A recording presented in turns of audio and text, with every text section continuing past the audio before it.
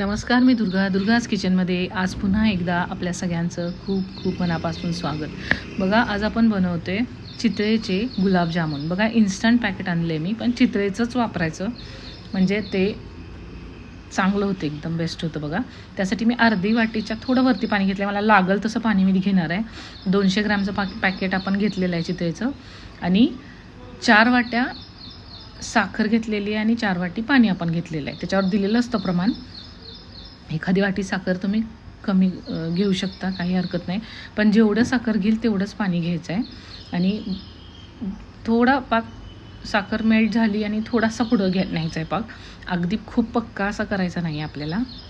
बघू शकता, मी पाक आधीच करायला थोडा ठेवला आहे, त्यामुळे तो लगेच त्याला उकळी आलेली आहे.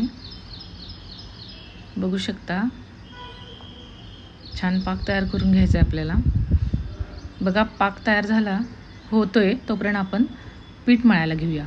जे 200 ग्रॅम चितळेचं इन्स्टंट मिश्रण आहे ते मी एका बुट्टीमध्ये काढून घेते. बघा, हे अगदी मिल्क पावडर वगैरे असते तसंच असतं, त्यामुळे अगदी बघत थोडं पाणी टाकायचं आहे. हे जर पातळ झालं तर तुम्हाला त्याचे गोळेही करता येत नाही आणि हाताला सगळं चिकटतं, पीठ तुमचं वाया जाईल. त्यामुळं बघत थोडं असं.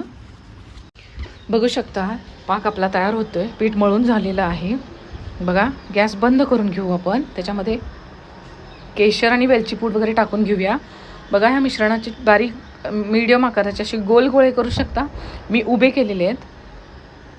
बघा, पाक तयार आहे आपला. आपण केशर टाकून घेऊया. बघा, केशर टाकून घेतलेलं आहे मी. वेलची पूड टाका. तेल गरम झालेलं आहे. बघा, गोळे साधारण अशा आकाराचे मी केले आहेत. एक 6 ते 7 गोळे करायचे. प्रत्येक वेळेस ज्यावेळेस आपण तळणार आहे त्याच वेळेस गोळे तयार करायचे. त्याच्या आधी गोळे तयार करून ठेवू नका, म्हणजे चिरा पडणार नाहीत. बघा, आणि कमी असले की ते फुलायला जास्त मदत होती. तेलामध्ये व्यवस्थित त्याला सगळीकडून जागा मिळाली पाहिजे. चांगलं ज्या साईजचा आपण गुलाबजामुन बनवला आहे त्याच्यापेक्षा थोडा अजून मोठा गुलाबजामुन होतो, चांगला तो फुलतो.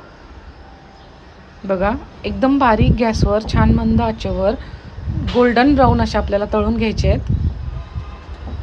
बघा, वेळ लागला तरी चालेल, गडबड करू नका, पण छान कलर एकसारखा आला पाहिजे.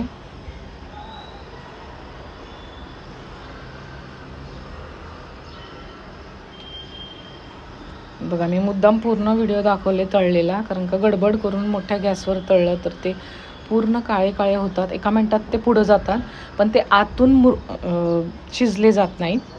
बघा, जो आपण टाकलेला गुलाबजामुनचा आकार होता त्याच्यापेक्षा थोडा वरती अजून चांगला झालेला आहे. बघू शकता. बघा, अजून थोडा कलर अजून आपल्याला जादा करून घ्यायचा आहे.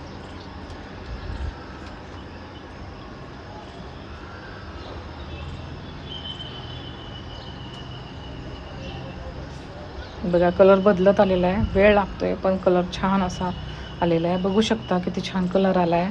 लगेचच येतो, त्यामुळे कंटिन्युअसली हलवत राहा तुम्ही.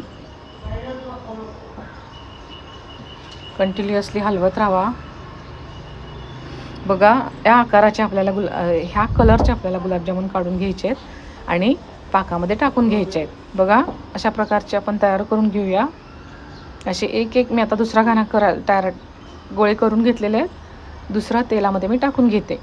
तोपर्यंत आपण हे तळलेले गुलाबजामुन पाकामध्ये टाकून घेऊया. बघा, हे पाकामध्ये टाकून घ्या. छान मुरतात, पाक गरमच असतो आपला. आणि टाकल्यानंतर थोडंसं उलटसुलट एकदा हलवून घ्या.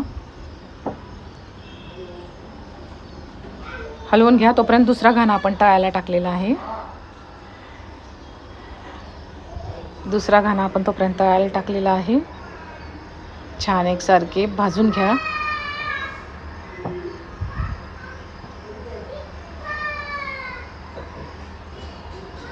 बघा, पाकामध्ये आपण टाकून घेतलेले आहेत. बघा, मस्त असे आपले गुलाबजामुन तयार आहेत. बघा, किती दिसत आहेत, किती सुंदर. आणि हे मुरले नाही आहेत अजून. मुरल्यावर तर अजून खूप छान लागतात, खूपच टेस्टी होतात. तर तुम्हीही नक्की ट्राय करा. इन्स्टंट पॅकेटचंच करायचं, पण चितळेचंच करून बघा, किती छान होतात. खूप सोपे आहेत आणि टेस्टी महत्त्वाचं खूप लागतात. मुलांना पण खूप आवडतात आणि आपल्या सगळ्यांनाही खाता येतात.